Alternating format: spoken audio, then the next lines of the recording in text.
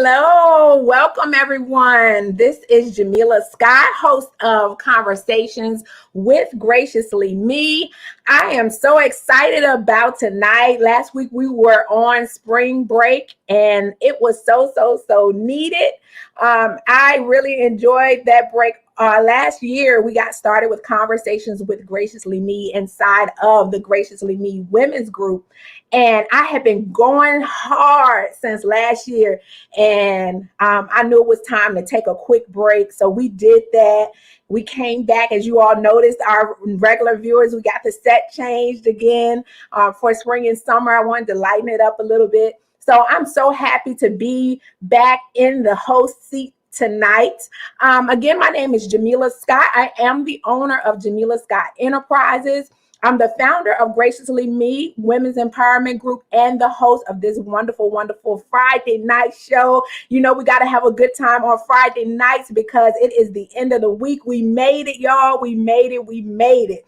And so if you are watching the replay on tonight, please type #replay in the comments. I want to show you some love. Thank you for stopping by. We appreciate our replay viewers just like we do our live viewers. But if you happen to be watching live right now, go ahead and give StreamYard permission to see your name and your profile pictures, because we encourage everyone to ask questions, talk, make comments. So when I pull those comments up, I want to be able to see your face. I want to be able to call you by name. So in the description of this post, you should see the link to go ahead and give StreamYard permission for your profile picture and your comment only. That's all you're giving them permission for, so that you can be an active participant tonight.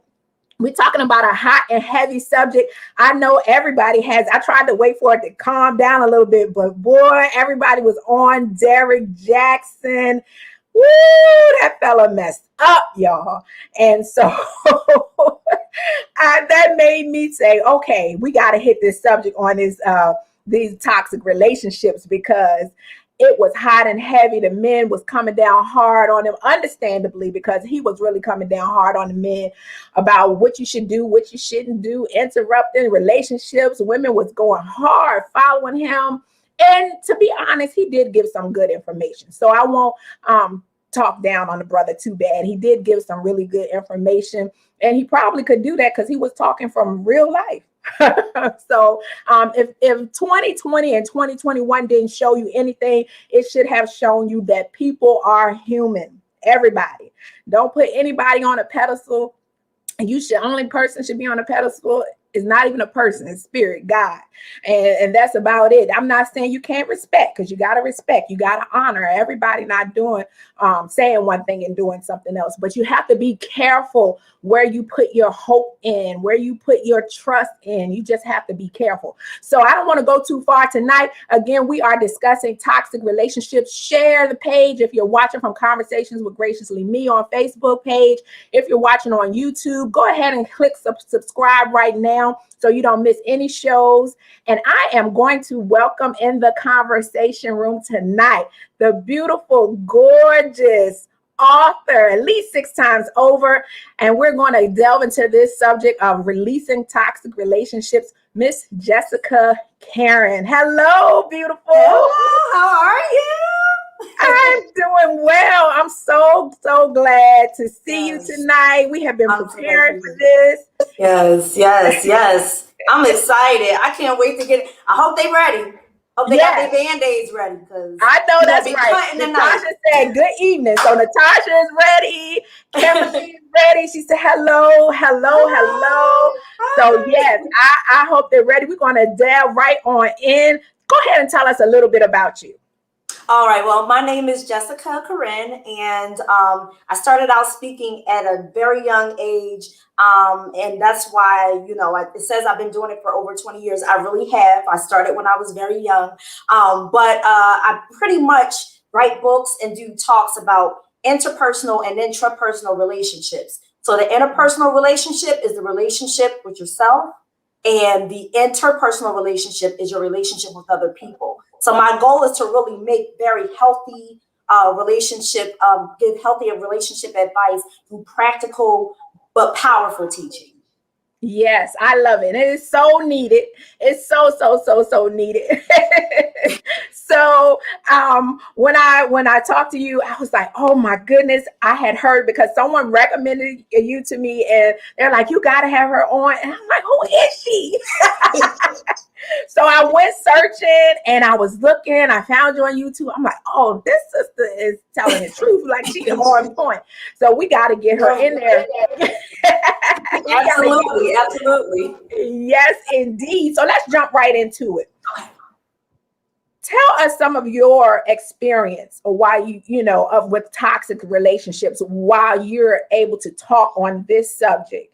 And just tell us a little bit. You don't have to tell us all your business, but go ahead. It'll help somebody. But it's interesting because I think I told you this before. When I started my journey doing the relationship talks and teachings, I had no relational experience. I was very young. I had never been married before. Didn't even really had a boyfriend, but not a lot of experience. Between the time I wrote my first book up until now, that's when all the experience came. So the toxic relationships didn't start until maybe close to 10 years after I started writing my books.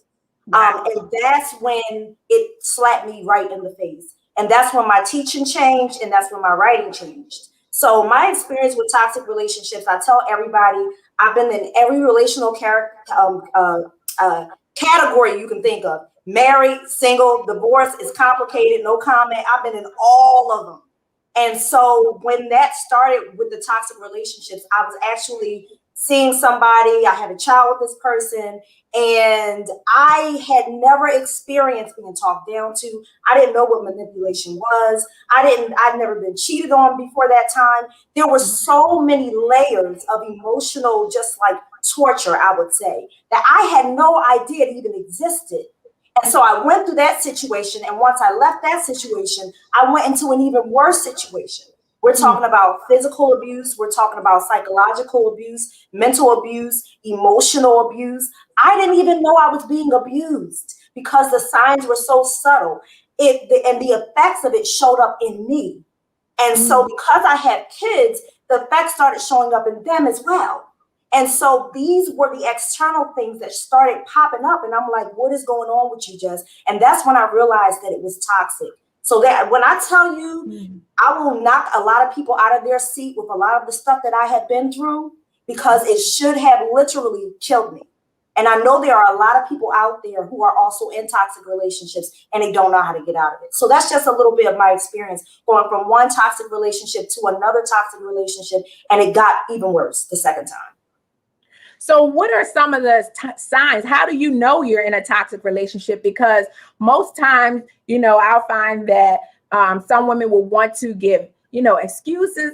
They kind of give a pass. You see a little something and then it's like, it won't happen again. How do you really know that somebody's having a bad day, or they are showing a little bit of narcissism, but that's not really who they are? How do you know I'm in a toxic relationship? Yeah. This might sound like a joke, but it's really not meant to be funny.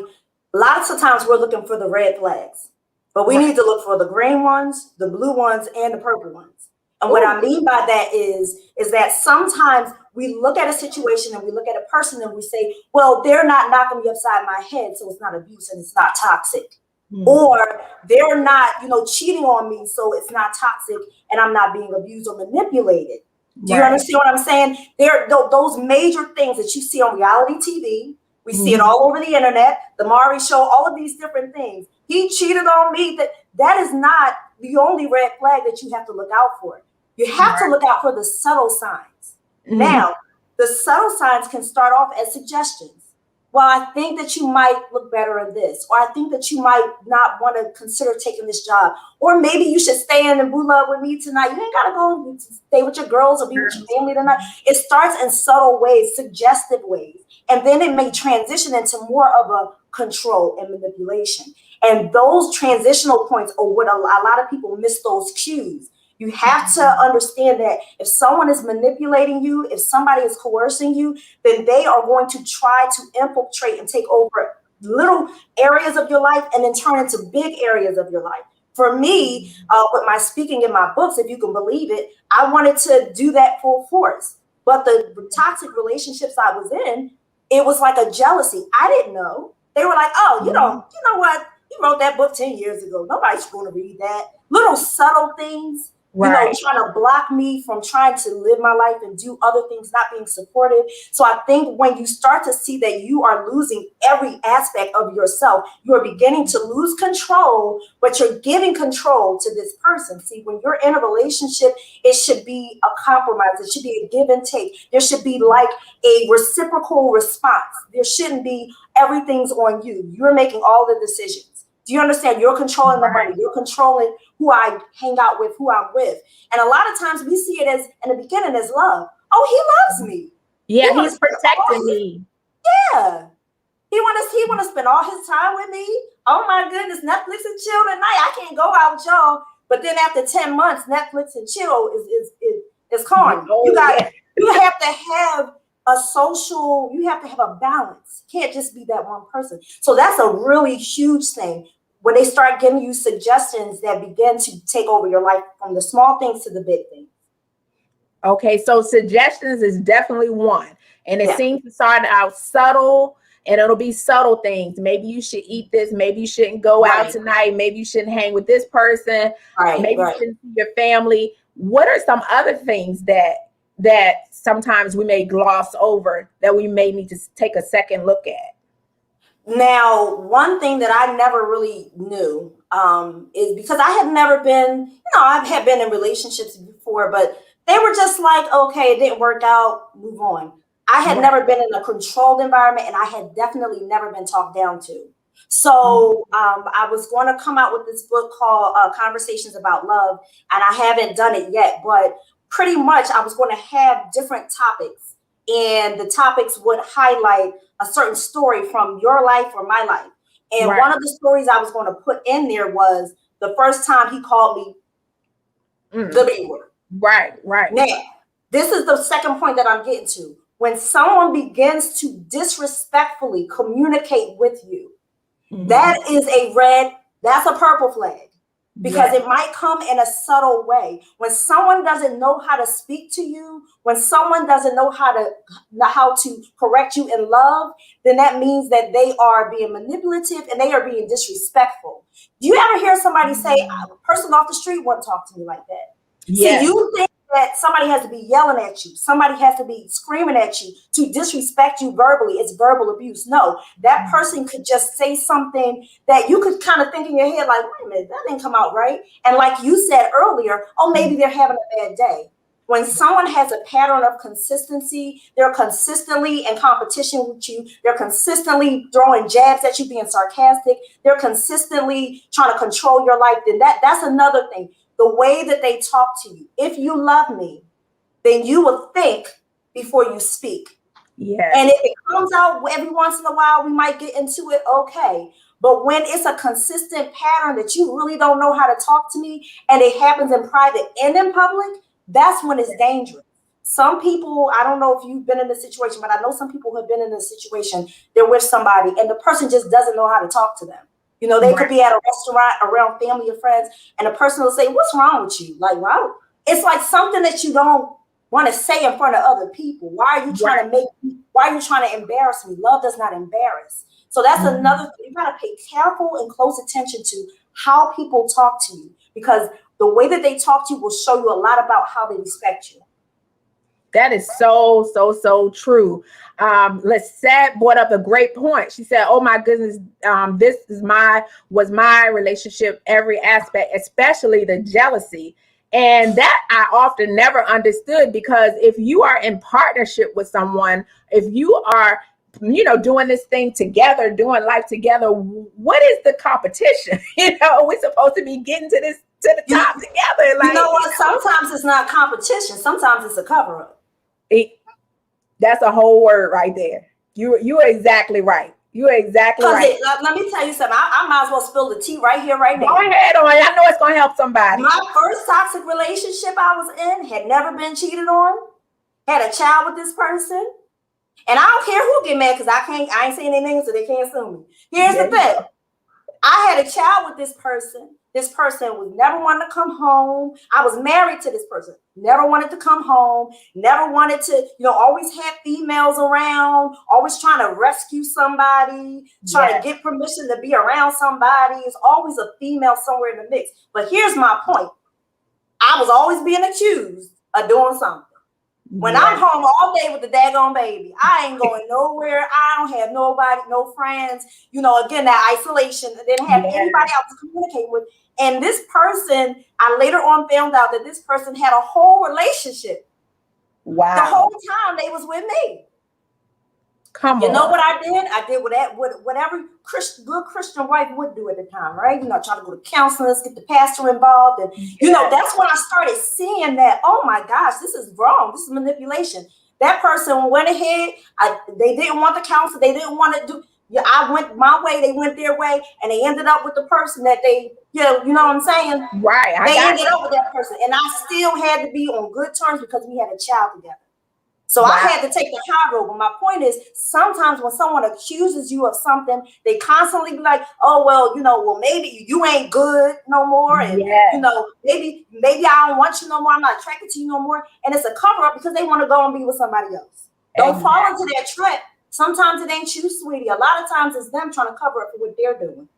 That is so true, and definitely a point that needed to be made because, that can be their out, that can be their way of escape, and so you're trying to figure out, is it me? Is it something I've done? Is it, because I gained weight? Am I not wearing the clothes? Like, what is it? And it's not even you. It's not even you. It's them. It's the insecurity. I later on found out that in both my toxic relationships, there was extreme insecurity issues. There were child trauma that they dealt with. That, again, I'm not a psychologist, so I can only be your wife and your friend or your lover, but I can't give you professional help. If you don't want to get the help on your own, then that's a whole nother topic right there when we're dealing with mental health issues. But my point is that if the person is dealing with insecurities and dramas, then what they'll do is they will go out and they will step out because they feel like the little things that they think that they should be getting from you, they're not getting from you. So they try and go and get that from somebody else because they're insecure. Yes. And that goes back to having to work on yourself before you get into a relationship, to go through those issues that you have not dealt with. Because I'm telling you, in a relationship, those issues that you haven't dealt with, they come heavy and hard. In the beginning, it's like, roses. Oh, he got me this and that. But when you really get into the meat of that thing, you find out that it's way, way, way more to it. Yes, so much more. Yes, you have to do the work, whether man, woman, child, the work has to be done. Natasha says, and constantly apologizing. To talk about that a little bit, to try to reel you back. I never understood that. I haven't really dealt with this situation personally too much, but talking to different women and being a makeup artist too, I had a lot of women in my chair that it's free. It's conversations that I will take with me when I go, that I've had with different women. And that seems to come up often with the apologizing and trying to reel you in. And I often wonder, well, if they don't want you, they don't want to be with you, then why is the constant apologizing and trying to get you not to leave, but they don't want to treat you right either? There are two things that come out in my head because I've been through this too many times. One is it could be a form of insecurity where they do all of these things to you, right? Treat you like crap, right? But then they really know that they need you in their life. And so they're trying to pull you back. And it's like a tug of war. It's like a seesaw. The other reason could potentially be because there is something that you are providing for them that they know that they're not going to be able to show their behind to anybody else and get from them. So they're trying to keep you on board so that they can keep getting what it is that they want. That happens a lot when someone is, either you're financially supporting them, or it could just be a physical intimacy that they want from you. It could be anything. They'll tell you whatever you want to hear. And then, you call them out on their stuff. They get mad. right? Mhm. And then they think about it and say, but you know what? I ain't gonna get this from nobody else, or at least I need a place to stay for the wintertime. Right. Tax time is rolling around. Stimulus checks done hit. Let Yes. me find a reason for her to want me to stay. Yeah. Right. But the more common reason is, hey Nate, I see Nate over there. That's my mentor, Nate Ross. Okay. But I see a other thing with the insecurity. It could be the insecurity also. You know what I mean? It's almost as if, almost like the whole thing where a man can be with you, or a woman, but a man can be with you, and you can have everything he wants. I'm trying not to dig into the Derek thing, but I know we're gonna talk about it. Because I want you to speak on that. Like I want you to touch on that. So my goodness. Where you want to start, now or later? No, go ahead. Let's get started now. Ain't no need of holding it. Oh my goodness. Oh my goodness. But I'll start here where a lot of people won't start. What I've seen a lot in social media, because I keep up with everything. What I saw on social media was the attention that the media gave his wife.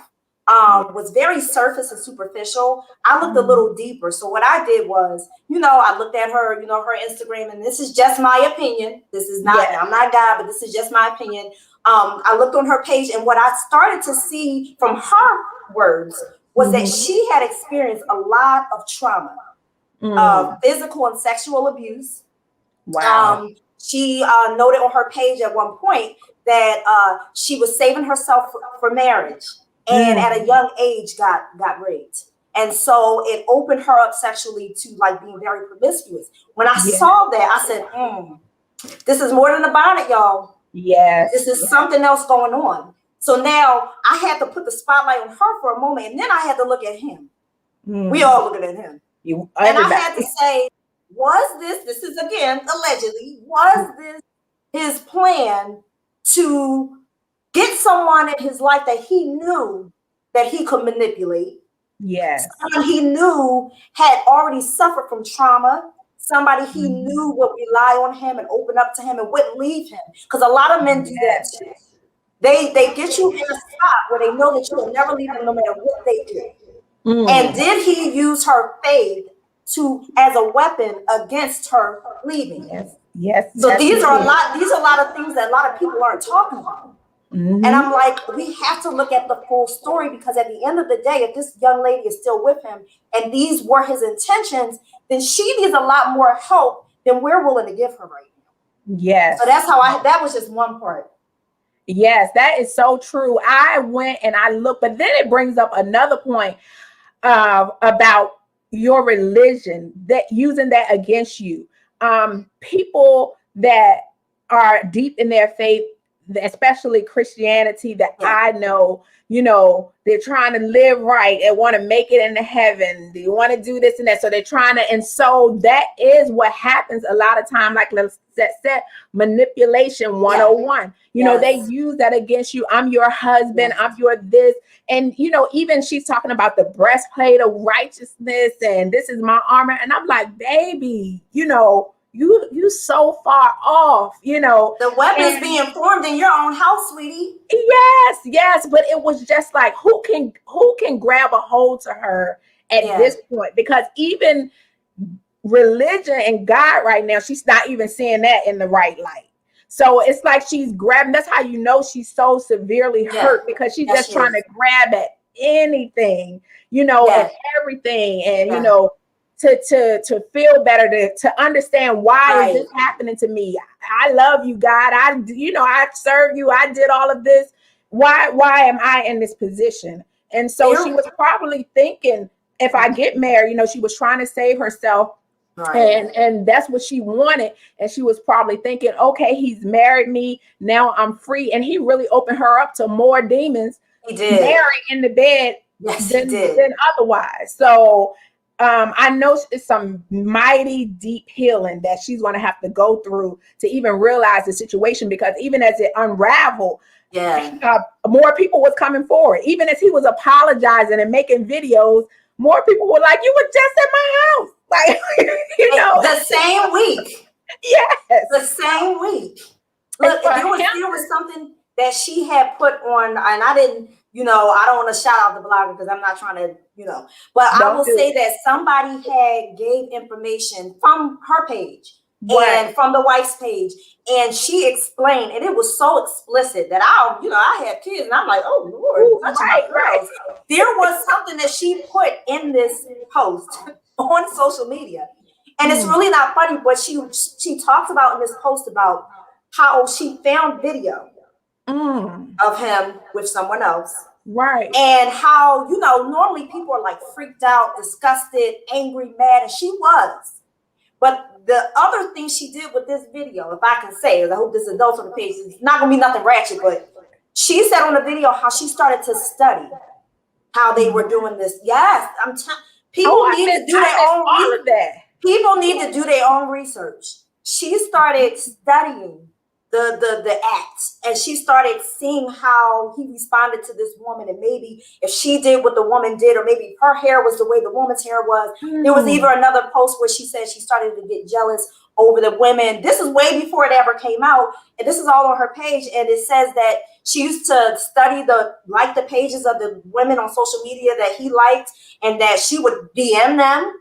She would reach out to them, and she was trying to be like them, and she was trying to talk like them, and had her face beat to the gods, and she was trying to do all of these things. People don't understand that this whole situation screams manipulation.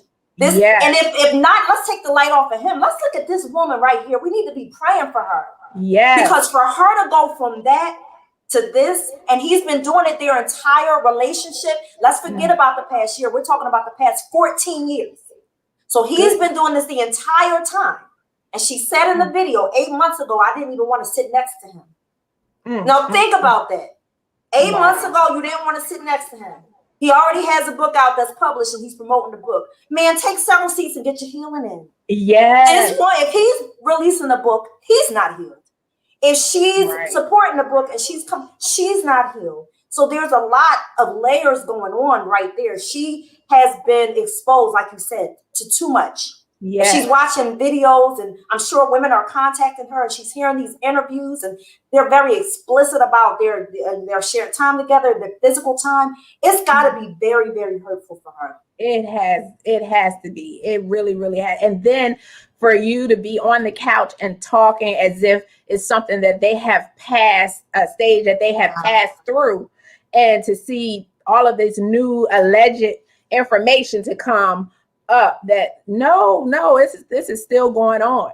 So go ahead. I was going to say, there was the third woman that came out, gave an exclusive interview, and she said that in Derek's own words, this is what he told her, allegedly, that all he has to do is say God to his wife, talk about God.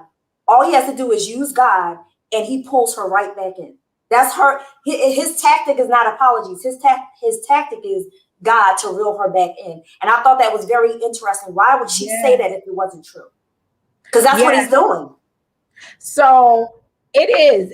And to me, he's playing with fire. I mean, because I don't care what God you serve. I don't care what higher power you look up to, but you're going to play with God to get play. Like, to me, you really you have to be really narcissistic to really you're going to play with a higher power to play this game. I mean, something is really, really wrong. So I'm just going to say real quick, anybody just joining, we're talking with Jessica Karin tonight about releasing toxic relationships. And of course, we could not talk about that without dabbling a little bit.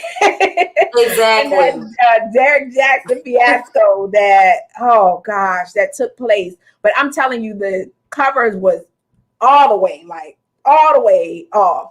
I'm telling you, yes. And like you said, we really do need to be praying for her because she's struggling. I don't care what she say. I don't care what, all the signs she's struggling. Any woman can see that. And we might not be psychiatrists, psychologists, but we're women, and we can see that she is definitely struggling. Because even I, in the beginning, I was wondering, I won't lie, I was like, why is she on here like that? Like, where your big mama at? It's like, your friends? You about to be in front of the whole world, and you got this bonnet on your head. Like, I'm gonna lie. I was one of the ones that it crossed my mind. I think a lot of us did. I mean, we're just look. I mean, for me, the once I found out that she was really deep into her faith. So you got to understand, like I started out in the youth ministry very young. I was ordained as a minister. I was licensed as a minister. I was ordained as a pastor at one point. I say all that to say that I have been through the waves of religiosity and practicality. So when I saw her, I could speak on it because I saw it right away. I said she is throwing herself into her faith as a means to cope with her trauma. And she's not addressing it head on. And I was talking to someone and I said, what if someone interviewed her and said to her, what if he does it again? Would she give a spiritual response or would she allude it? Because see, right now, I don't feel like she's facing realities. Yeah. I think that she's facing any backlash. She's saying it's the devil. It's the enemy. It's an attack. You know, she's not looking at it from a practical perspective. But I have been there before, a little too deep into it, and now I'm in a balanced flow. But I could tell from the very beginning. Once I saw her doing that, you know, the breastplate of, I said, "Sweetie, no, no, something's going on. Right, something's going on." Yeah, she's not ready yet, and that's what's going on. She's not ready to really deal with the situation yet. Right, and so I really wish she would just stay off social media because it looks bad every time, you know, they're live. It really does. And so let's talk a little bit about, because we're at about halfway through here. We've been here. Wow, I can't believe we've been here already 30 minutes. So look, everybody that's watching, if you have questions, if you have comments, go ahead and put them in the comments. If you see me glancing over, I'm checking the comments and I want to make sure we get everyone's questions. Please participate. That is what we're here for. We want to hear what questions you have. We want to hear what comments you have to make. So go ahead and put those questions and comments in. I'll be sure to grab them. In the meantime, what does she do? What does anyone do? What are some of the steps where you can remove yourself safely from a situation like this? Even with an abuser, not just, you know, it's different abuse, physical, you know, mental, all of that. But, you know, there seems to always be a battle. So when it's time to leave, when you realize it's time to go, what are some steps you can take if you find yourself in that situation? I think one of the things is that, so many. In my experience, I started doing it and I didn't know that I was doing it. I was keeping tabs on everything that happened. Sometimes in an effort for us to, okay, I'll put it this way. When you're not ready to leave yet, because we got to be real. Right. Everybody's not going to want to just leave that situation. I know I did. But while I was in there and I wasn't strong enough to leave, I began to take my own initiative to document things, write things down, talk to family members as much as I could, let people know where I was, have people who were accountable for me. And then when I was in a position where I said, I don't want to come back, I was able to exit with receipts and I was able to exit with peace. When people, now here's the obvious answer. The obvious answer is if you find yourself in a situation like that, you want to just bounce. But the truth is sometimes it's not that easy. Sometimes you have kids with that person. Sometimes you don't have any other place to go. Some women are very embarrassed to even let anybody because nobody else knows, you know, but that's not always an option. So what I would say is you want to gain as much ground as possible, which means you want to make sure that you establish yourself where you can stand on your own 2 feet, have a place where you can go. And if you have family or friends, don't be embarrassed to start over. I started over twice. And God got me on a mountaintop right now. So I'm telling you, God can do it. I was afraid. I was afraid to just go. So if someone's in that situation and you're not ready to leave, be honest with yourself. You know, because we have this situation. I've done this before. Go to my mama's house for a week. Because, you know, they made me mad and they were doing stuff and it was toxic. And then my mom is like, my daughter, you know, she getting my mom is ready to fight. I'm telling you, my mom is about to die. Then I'm like, Mom, it's cool. It's all right. Turn down, Mom. I'm going to go back though. I'm going to go back. She's like, why? I'm like, love him. Like, You see what I'm saying? Like, I don't Right, want to make right. a joke out of it, but this is the truth. Yeah. A lot of people aren't ready to leave. So if you're in that position and you're not ready to leave, I'm going to tell you the truth. What you have to do is you have to start positioning yourself to leave. Start getting yourself together and stop lying to yourself. Don't keep telling yourself, he said it's not going to happen again, so it's not going to happen again. He apologized and bought me some shoes, so it's cool. He went and deleted, deleted his Facebook account, but then he snuck around it and did another one. Right. So these are the things that you have to do. You have to start positioning yourself. My mentor, Nate, he's on here watching tonight. I remember him mentoring me for years, and he kept telling me, you know what, Jess, this is not healthy. I know that you're strong. I know that you can do it. And I wasn't ready. And he's the greatest mentor. And I just wasn't ready. It's not going to come a time for you to actually position yourself to get out until you want to get out. So you can't really do too much of anything but document. What I used to do is, and I'll be honest with you, my situation was so toxic. Police done came to the house. I don't want to make a report. Wow. You see what I'm saying? It happens so many times. It happens so, and I don't have enough fingers to count how many times I did that. I mean, the situation was so bad. The police was telling me, look, I don't know what your situation is, but I would leave. I would go to your mom's house. You have family. And I'm sitting there like, I know. And once I close that door, once they leave, they close that door, I feel like I'm unsafe again. And I'm thinking, why am I doing this? Document, write things down. Because when I was in that situation and I did not do that, coming out of it, it was his word against mine. I had when it came to the kids that we had together, it was like trying to take the kids from me. Oh, well, I had police reports. Well, where the police report at? I have no proof. I have no documentation. I have no legs to stand on. Please make sure that you don't cut the rug from underneath you or the legs from underneath you. Make sure you prepare, you plan, and you get out as soon as you can and as fast as you can. Yes, that is so true. So first you have to have a made up mind to go. You got to have a made up mind. Yeah. Then you got to have a plan to take care of yourself and your children. Yep. And then you got to have some receipts, honey, because you want to need them. Look how you broke that down right there. Categorize and all. That's right. I love it. You got to have those receipts because that's what they're going to look for. It's like, well, where's the proof? So you have to have those. So you spoke a little bit about family. Yeah. Should a person try to involve another person, or should they do it alone?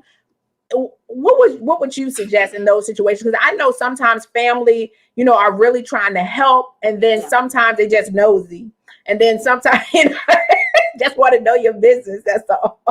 But do you think that a person going through this should be going through it alone, or if they really have someone there for them, that they should lean on that person? The number one thing I would say is yes, always involve someone. I don't care if it's your newsy cousin, because when it comes down to your life, and I have been in situations where I remember, I'm not trying to go into, but for the sake of the example, it proved my point. I hope it helps somebody. There was a time where I almost literally died. And so I won't go into too many details, but I will say it involved the person that I was in a toxic relationship with. And the police came, everything was happening at one time. My mom came to the house. She said, Jess, please leave with me. Don't stay here. And I said, you know what? Because what ended up happening, that person hurt themselves and ended up in the hospital. And I told her, hold on to the kids. I'm going to go see them in the hospital. Right. My mom said, but she was always somebody that was aware of the situation, whether I was ready to leave or not. If anything had happened to me, she would know what to do. She would know what was going on. And the point of me saying that is always involve someone when it comes down to your life. Even if it's, hey, call me in 10 minutes, text me at 2 a.m., make sure I pick up the phone. Because I've been in those situations where I knew the argument was getting escalated. The person was, inebriated, or they were out of their mind. And I'm like, hey, just text me at 10 o'clock. Make sure everything's, but text me at 10 o'clock. You always want to involve somebody especially when it comes down to, especially when you have kids. If you want to be in a situation like that and you know that something is about to go down, and if you don't want to take your tail somewhere, put them kids someplace. Yes. I put them with a relative because I wouldn't want anything to happen to anybody, but people, you have to have family. Somebody has to know what's going on. You can't just put yourself in a situation. Your abusers already isolating you. Yes. They're already making it seem like your family is all in your business. They're jealous of you. They don't want to see you happy. Right. Exactly. Well, sweetie, you're not happy anyway with them. Right. You see what I'm saying? The Right. manipulation. But yes, you should always try to involve somebody. You don't have to tell them every nook and cranny detail, but at least have someone where they can be accountable. Hopefully it's a neutral person, not a person that's trying to manipulate you too and play puppet master. And, they like to see you argue with this person. Have it be somebody that's neutral, emotionally sound, and that they're in a position to help you if you need help. That's some good information right there. So what resources are out there? What resources can you give someone that's maybe in the beginning or whatever stage you want to talk about, but maybe they got a hold of your book, or someone is, has planted a seed and they're starting to think, maybe I am strong enough to do this on my own. Maybe I can leave. Yeah. What resources, what tips, what guidance can you give someone that's going through these different stages to get out? Now, this is a tough one, the part that I'm about to mention, because some of us don't know people like this, but okay, so we often look to our religious leaders, or we look to our mentors, or we look to our family and friends for support and help, but sometimes that's not always a resource. And what I will say is there's nothing wrong with getting some professional help. Yes, nothing wrong with it. Nothing wrong with it. There have been people who have been in abusive relationships where they were fine before they were in a relationship, and now they're out of it and they still need counseling because of all of the trauma that they suffered. It's almost like PTSD. It's like exactly. Yeah, go ahead. Yeah. No, I was saying I'm just agreeing. It is. You have to rebound, and that's why you can't just jump right into something else, because it is almost like shell shock. It is. As soon as anything looks like what you just came out of, I'm out. I'm not doing this. But you might have shielded yourself from somebody, but you're still in your own prison because you're emotionally damaged. Right. But that's one of the resources, and there are some free resources.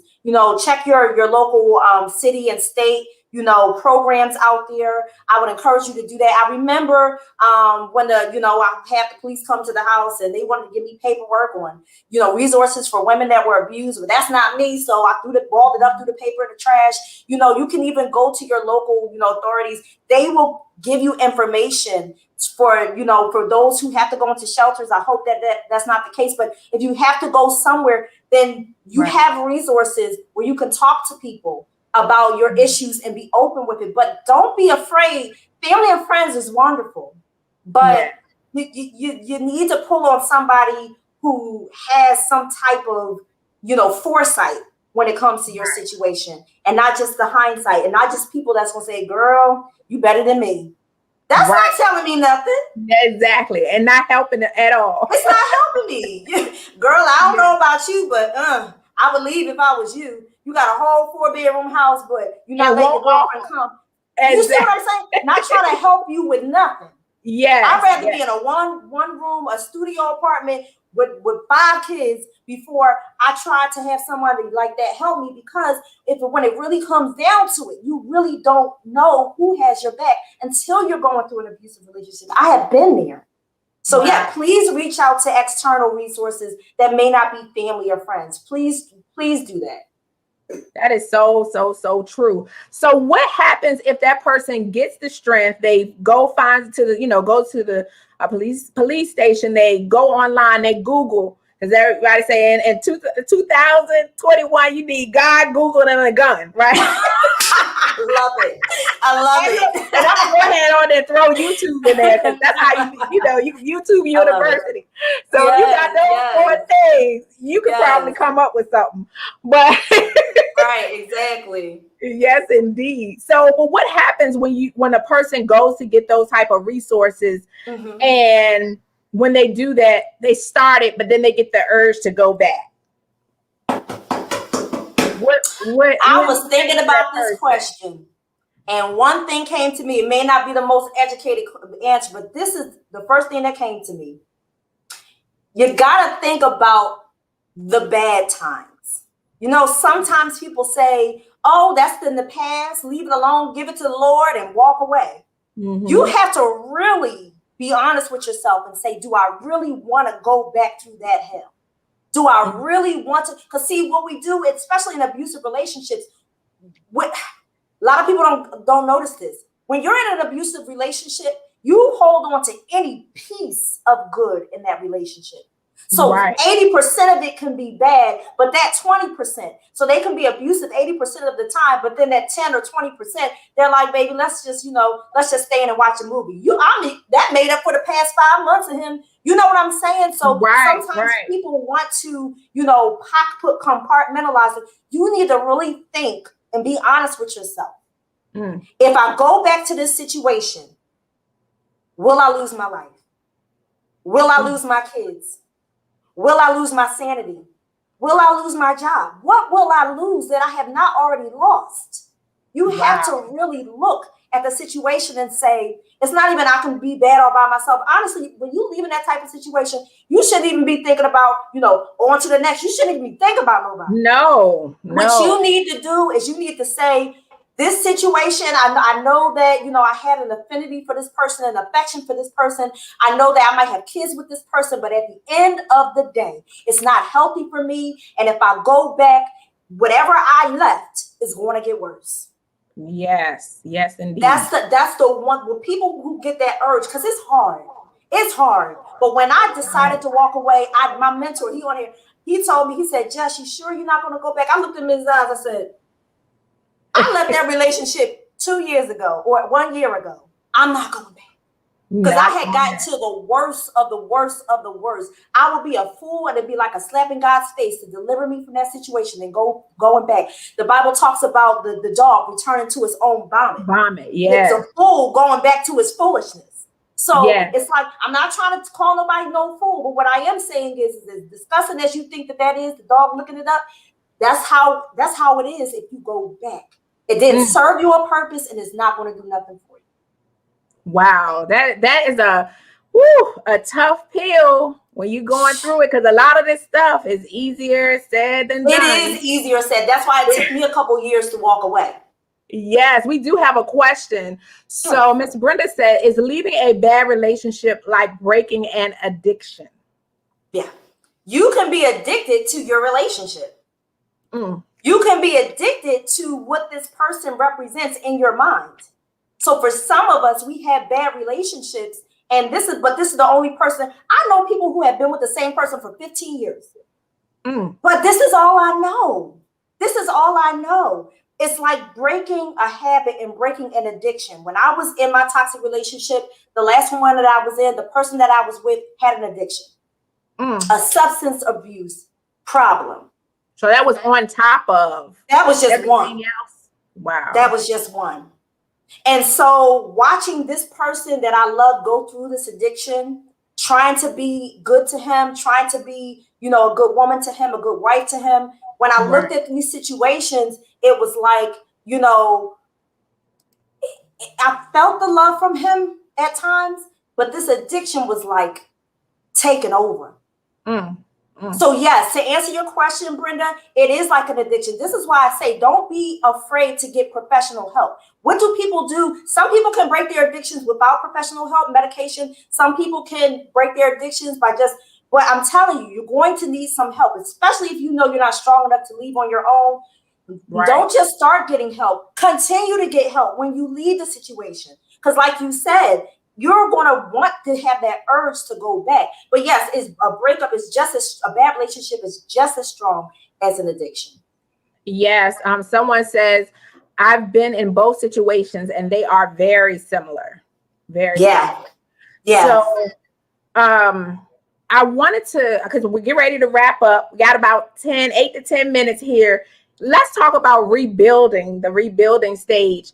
How do you rebuild your self-esteem after enduring a type of relationship like this? Because it definitely will kill it, without lack of better word. You know, it'll wear on you to the point where you almost down to nothing and had to take your last drop to leave. How do you begin to rebuild after that? One thing that you have to focus on and celebrate is the fact that you moved on from it. Don't push past that point. Sometimes they say don't pass go, don't collect $200. Right, it's like right. Sometimes we pass go and we're like, not realizing that we had the strength to leave. Because one thing that happens is our self-esteem is shattered. And so when you get out of the situation, the first thing you got to do to help build yourself back up, girl, is say, I left, I'm gone, and I ain't going back. I'm in a place, look, sometimes it was only a week I could be away from the person. But then that week turned into 2 weeks, 3 weeks, 4 weeks. And it's like, I did it. That's the first thing. The second thing you have to do is start to look at all the ways you were tricked, duped, bamboozled, manipulated into the fact that you were the problem. Right. Now, I'm not saying that, you didn't have no stuff with you, because I know I had my stuff. But at the end of the day, it did not warrant that person abusing me. It did not warrant the behavior or the treatment that person gave me. So that's another thing. You have to look at it and pull back the layers and say, hey, I'm not the person they said I was. It's not completely true. I've been told you the worst relationship I ever been with. I don't even know why I got with you. I don't even know why we got kids together. I done been through everything. And guess what? I had to reprogram myself and say, you know what? I'm who God says that I am. I can do what he says that I can do. I'm fearfully and wonderfully made. Let's not be deep and spiritual. Let's just say God made me the bomb. I am the bomb. And guess what? I walked away from that situation and I'm going up from here. I can't get any lower. That's another way to build your self-esteem. I'm not going any lower than I was just with this person. I can only go up. My mentor told me when I left my last toxic relationship, he said, Jess, is only going to get better from here. And you have to begin to surround yourself with people who have your best interest. Some of us leave a toxic relationship with our good girlfriend, but the good girlfriend was just good enough to hear our business and tell us to leave. But then when we finally leave, they ain't got nothing else to tell us. What you doing tonight, girl? Come over. Just right. Girl, I'm tired. It's like you was with me when I was telling you all my business and my drama. Get around people who are actually going to celebrate your successes and build you up, and be patient with your process. Because there may be times that you don't want to talk. Sometimes you just, you know what I mean? Have people around you who are patient with you. So those are a couple different ways that you can build your self-confidence up after that. That is so, so good. Somebody say, you better preach. Yes, she is. That's right. Yes, preach. You gotta sound like, to me, you said you have to celebrate those small wins. Yes. Nothing is small. When you, that 1 week, that 2 week, that 3 weeks, you gotta be like, I'm the bomb. It's like getting your coin when you and that girls like getting your coin. 6 months, boo, 6 months. Celebrate. That's right. And surround yourself with people that's going to identify with your future, is what I heard. There you go. So you have to have future-minded friends. Future, you know, and oh, that was Christina that was saying, I don't know why my name is not showing up. Hey, boo. That's right, Christina. She was preaching. But every step that you make towards having a better life, having a better goal. If you thought you couldn't do it financially, and this month you paid your rent, your light is on, you even got a little internet and a fire stick. You're doing good, right? Look, let me tell you something. When I left my last situation, I had to start over, and I'm transparent. I had to move back with a family member and share a room with my kids, one room. Wow. And I had a job. I was good. It's just that starting over for me at that time, I just, you know what I'm saying? Yes, I know exactly. Where I am now, when I tell you exceedingly and abundantly, just because I left that situation, some of y'all hold y'all blessings up by staying. Ooh, that's a word right there. We're waiting on different things to happen. God waiting on you to move. He waiting on you to own stuff. Look, that's my first book. That was my first book. Drop the weight and wait for God's best. Yes, yes. That's Drop right. That's right. Hi, Marla. We got the fellas in the house. That's okay, you here. So I'm glad to have you here. We get ready to wrap this thing up a little bit though. But I just want to say thank you so much for coming on, for being so transparent. If you got in late, you got to go back and catch the replay. You have to. It's so much information that's been given. And before I let you go tonight, tell us, how can we follow you? How can we support you? I'm going to put up your books here. Go ahead and let us know. Okay, so my website is jessicakarin.com. You can see it up there. That's where you'll get all of my social media platforms. I'm on Facebook, Twitter, Instagram. I'm on YouTube, but I'm always on Facebook. So if you go to Facebook under Jessica Karin, it should pop right up. These are my book bundles that you can get. And I'm telling you, these books are awesome. They've been helping people for years. They even help and bless me. So those are pretty much, if you go to the website, you'll get all the information. And if you go to my Facebook, you'll get upcoming events. All right. And I always go back and I update the page afterwards. So I'll be sure to make sure your Facebook page and your Instagram page is up there. I hope you all screenshot the website and go ahead and support her. Get one book, get a bundle, get whatever you need. Yes. It's nothing like getting information from somebody that has been through it, because people can empathize and they can do that, but the person that's been through it and can really identify with it, there's nothing like getting overcomer story, I came out story from someone who knows it almost exactly what you've been through. So again, I just want to say thank you. Let me check these comments again, because I don't want to leave without missing anybody. Let's see here. Miss Brenda said, wow, this is profound. Jamila, love this. I'm so glad you enjoyed tonight. I really am. That's what it's all about. Someone said we help. This might be Christina. Says we help a lot of ladies who have mental health diagnoses that are in domestic relationships or leaving them. PTSD is real. And Jessica, keep sharing your story. This might be your mentor. This sounds like mentor talking. Yes, definitely. Keep sharing your story. That is for sure. That a lot of times what we go through is not real, it's for somebody else, and sometimes you have to take it from yourself and put it, in a perspective and say, I'm coming through this. I got through this. And you know what? It's not just for me. This situation was for a reason, and I can help somebody. And instead of holding that pain in and keeping that story to yourself, help release 10, 20, 100, 500 more people. Because oftentimes, we think it's always us by ourselves. It's just us going through it. It's just, and for some reason, when we get in a place like that, it always feels like we're the only one. Honey, you ain't the only one.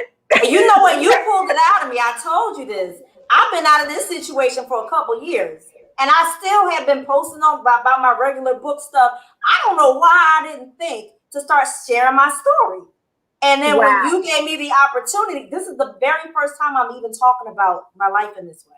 First time. Wow. Yes. Wow. Yeah. That is awesome. My mom says, that's Kimberly Bell. That's my mom. Hey, everybody says we look like sisters. I said, we got good genes. She said, I'm super proud of you, Jessica. And she was your number one, like, Jamila, what you doing? She got to come on. I said, okay, let me check her out. So thank you so much. I'm going to hold you back in the green room for a second. Thank you. We have Nathaniel says, thank you both for the interesting information. That's my mentor. Hey, Nate. That's the mentor. Okay. So Christina was the other person. Okay, yeah. They're saying awesome. So tonight really, really, really was special. I'm glad that this platform was the first platform. You did a wonderful job. Thank you. No one would have ever known. And so I certainly Yes. appreciate you saying yes to coming and yes to being transparent and open. I really, really appreciate you so much for that. Thank And you for I'm the gonna, opportunity. no problem at all. Hang on for me. I'll be with you in one moment. Wow, wow. Tonight, what a night to come back from break. It was really, really, really an awesome conversation to have. Let me go ahead and remove this comment. Let's see, where is the comment? I can't find it. So, okay, I won't hold up anything. But I just wanted to say this was an awesome night tonight. I hope you have gained more information, even if you're not in that situation.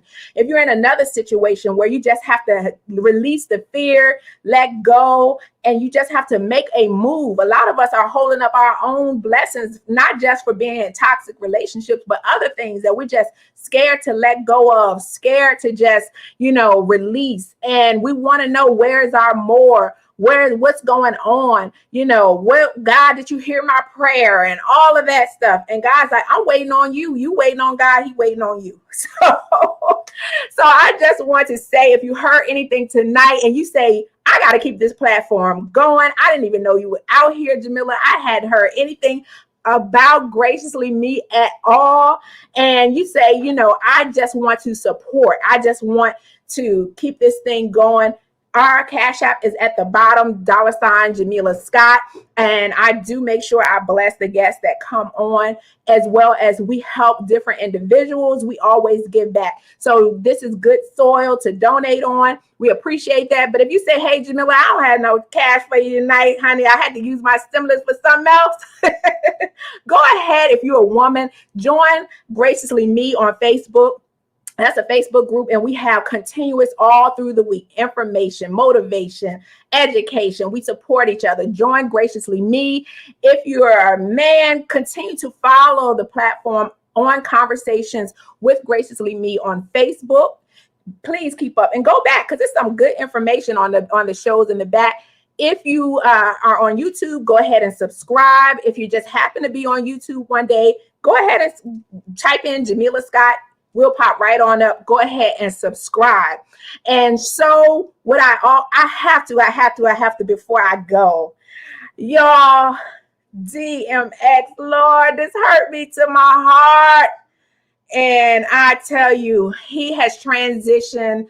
I don't really know for sure if it was last night or if it was today. It's so many conflicting stories, but I could not do a show tonight and have DMX. This man have written the soundtracks to some of when I just knew I was cute. You couldn't tell me nothing. I had my Altima. I had the windows riding back and forth up 95, and I was like, where my dogs at?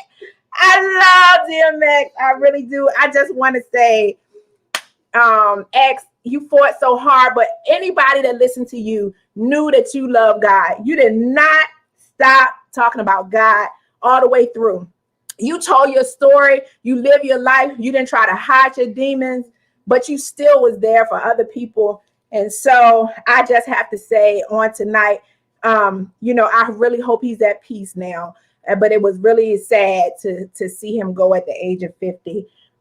Look, y'all, in a world where we can be anything, it's so important. It's so important to go out there, make an impact. Don't try to be perfect. Don't try to fix everything before you start talking. All of us have things that we're working on. None of us are perfect, but there's something that you can learn from everybody you come in contact with, even if it's what not to do.